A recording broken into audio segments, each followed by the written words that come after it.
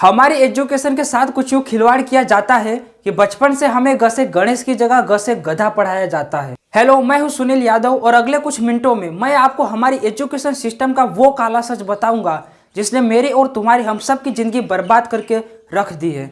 एक सवाल खुद से ही पूछो कि मैं इतने सालों से स्कूल कॉलेज जा रहा हूँ, लेकिन क्या मैंने स्कूल कॉलेज में ऐसा कुछ सीखा है जो मेरी रियल लाइफ में भी काम आता हो? चलो मैं बताता हूँ। हम स्कूल में 3 चीजें सीखते हैं, लिखना, पढ़ना और तीसरा सबसे भयंकर, रट्टा मारना।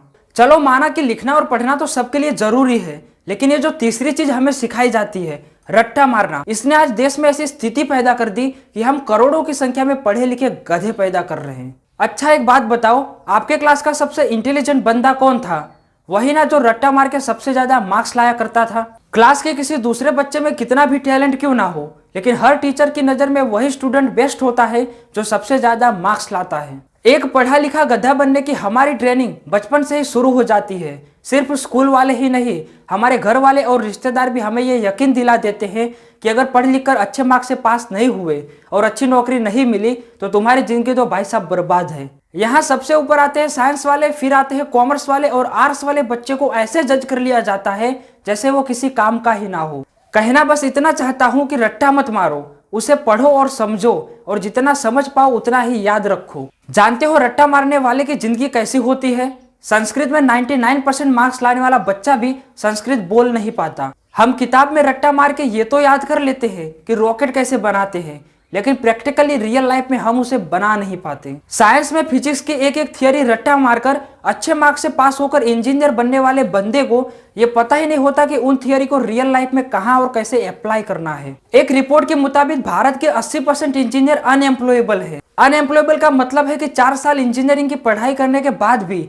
अच्छे मार्क्स से पास होने के बाद भी उनमें वो टैलेंट, वो स्किल है ही नहीं जो आज कंपनियों को चाहिए। स्कूल कॉलेज वालों की तो छोड़ो, हमारी खुद की आंखों पे ऐसी पट्टी बंध गई है कि हमें वो लोग भी दिखाई नहीं देते जो आज हमारे सामने ऊंचाइयों को छू रहे हैं। वो चाहे धीरू भाई अंबानी हो, विराट कोहली हो, नरेंद्र मोदी हो या अमिताभ बच्चन हो, इनके बारे में मैं यही कहूंगा कि आज ये उन ऊंचाइयों तक पहुंच पाए क्योंकि ये हमारी एजुकेशन सिस्टम के जाल में कभी फंसे ही नहीं।